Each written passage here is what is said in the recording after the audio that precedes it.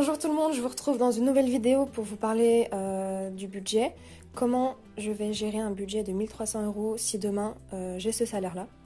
Alors mes dépenses fixes, je vais les laisser.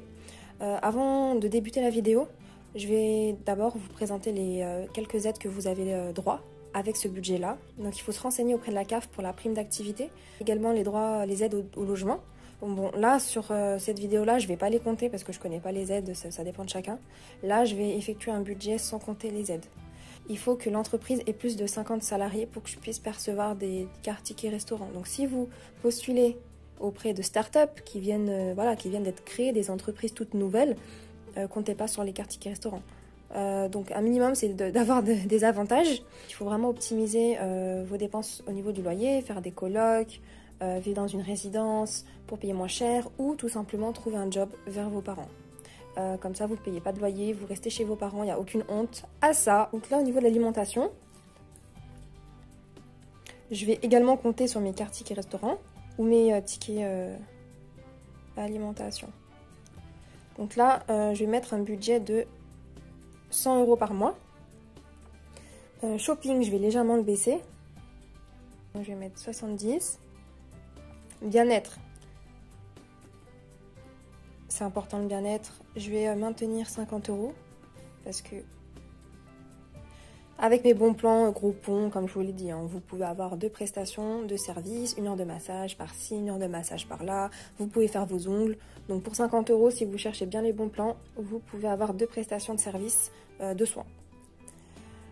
Ensuite, donc si j'ai un nouveau job, je pense que je paierai beaucoup plus en essence. Donc là, je vais quand même budgétiser essence. Donc je vais mettre 150 € pour l'essence.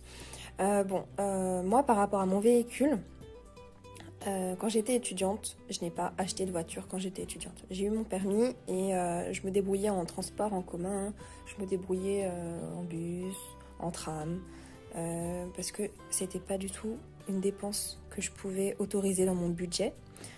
Surtout quand on est dans des grandes villes, on a des transports en commun et je voyais vraiment pas l'intérêt à ce moment-là d'avoir un véhicule. J'ai acheté mon véhicule un mois avant que je trouve mon premier job. Voilà, ça c'est faites en sorte de ne pas acheter de voiture, encore moins d'acheter une voiture neuve et d'être en crédit. À notre stade, d'acheter un véhicule neuf, c'est plus une... Franchement, c'est une dépense inutile. Alors, je peux comprendre hein, le fait d'être à l'aise dans une voiture, etc.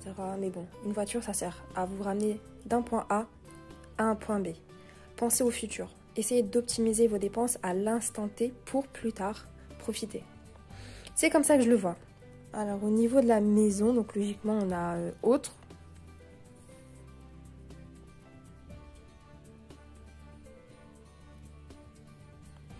Autre, je vais mettre 20 €.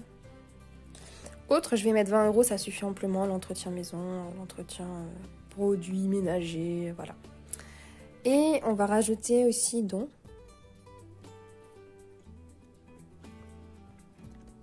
Dont 0 €, pourquoi? Tout simplement parce que j'estime qu'il faut sauver sa propre tête avant de sauver les autres. Si vous partez de zéro, que vous n'avez pas d'épargne, je préfère que vous sauvez votre tête. Le fait de vous-même gérer votre budget, ça va aider les autres. Donc autant se sauver soi-même en premier, parce que vous êtes important dans la vie, plus que les autres.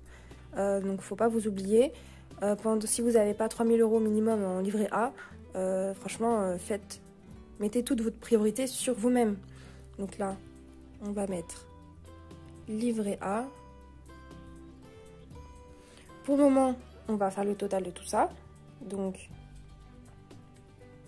436 plus 31 plus 11 plus 100 plus 70 de shopping plus 50 de bien-être plus 150 € d'essence plus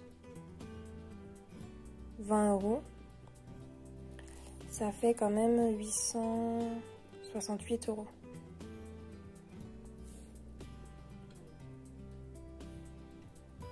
Oh là là.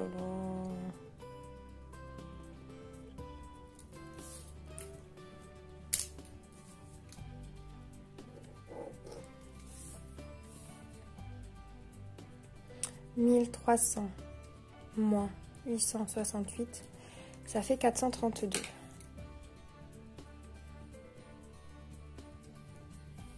« 432 euros. Alors, je vais pas chercher à comprendre. 432 euros moins.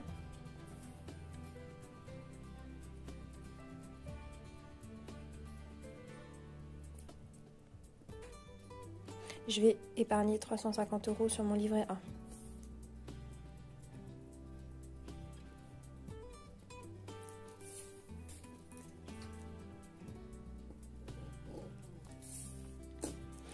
Au niveau du PEA,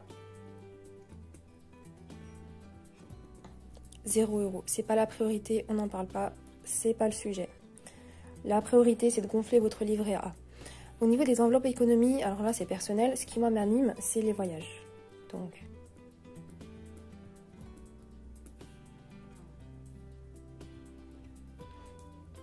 je mettrai 80 euros dans les voyages.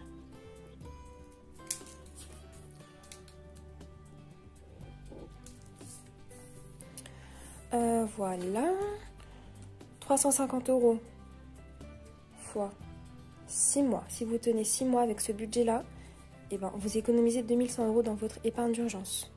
Si vous tenez 1 an fois 12 mois, vous avez 4200 euros sur votre compte épargne d'urgence. Si jamais il vous arrive un pépin au niveau de la voiture,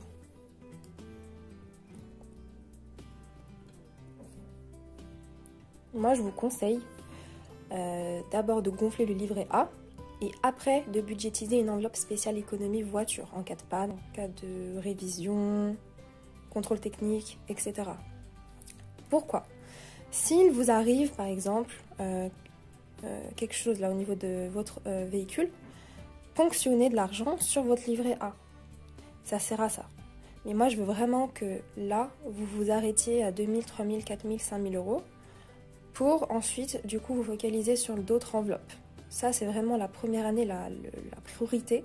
Pourquoi? Parce que après, là, je vous explique. Votre première année, premier job, c'est le moment où vous devez économiser un maximum. Parce que vous êtes censé être seul, sans responsabilité. Si vous vivez chez vos parents, bah, c'est le top. Parce que vous pouvez optimiser votre épargne. C'est à ce moment-là où vous pouvez gonfler le livret A pour que les années précédentes, vous allez être tranquille d'esprit et vous allez faire comme moi, budgétiser pour vos enveloppes économie. La priorité, c'est le livret A. Dites-moi si ce budget vous paraît rationnel ou pas. En plus, là, je n'ai pas compté les aides. Donc ça, c'est cool parce que vous allez recevoir un peu plus d'argent que prévu. Là, même au niveau de l'essence, je pense qu'on peut même le baisser en prenant les transports en commun. Bon, si c'est à 30 km, c'est un peu galère, je peux comprendre. Mais il faut vraiment être stratégique. Quand on postule à un job, il faut vraiment connaître les avantages. Ticket restaurant d'office pour pouvoir, regardez là, optimiser, payer que 100 euros de sa poche. Est-ce que ça vous paraît correct ou pas? En tout cas, moi, c'est ce que j'aurais fait. Et je pense même que le voyage, je l'aurais mis directement dans le livret A. Parce que moi au début j'avais pas d'enveloppe, hein. Moi je mettais tout mon épargne sur mon livret A et c'est par la suite récemment où j'ai mon enveloppe voyage, j'ai mon enveloppe taxe, j'ai mon enveloppe cadeau, j'ai mon enveloppe vous voyez, donc voilà, livret A d'office et par la suite investir sur le PEA, ne pas investir tout son épargne sur le PEA. C'est une erreur que j'ai à demi faite, parce que j'avais pas tout pris de mon épargne, mais voilà, là je l'ai renfloué on va dire, donc voilà. Bon bah donnez-moi votre retour, est-ce que pensez-vous que c'est faisable, possible? Donc pour les dons, je le répète, c'est pas vraiment la priorité, hein. Les dons, il faut d'abord que vous soyez à l'aise financièrement pour aider les autres. Si vous-même vous êtes dans la merde, ça va être compliqué d'aider les autres, donc essayez de vous mettre en priorité pour, dans quelques mois, quelques années, aider les autres, votre prochain. Voilà, donc la vidéo prochaine concernera mon bilan mi-mois du budget d'avril. J'ai fait des dépenses, pas de folie, pas de folie, mais voilà. Donc je vous dis à bientôt. Et puis la vidéo investissement, elle arrive entre le 15 et le 20 du mois. Donc vous en faites pas, elle arrive. D'ailleurs, notez-moi toutes les questions. j'y répondrai. J'ai reçu des mails, donc voilà. Je suis débutante, vous êtes novice, ça sera une vidéo pour commencer, comment débuter en bourse. Bye, ciao. Ah oui, d'ailleurs, regardez mes ongles.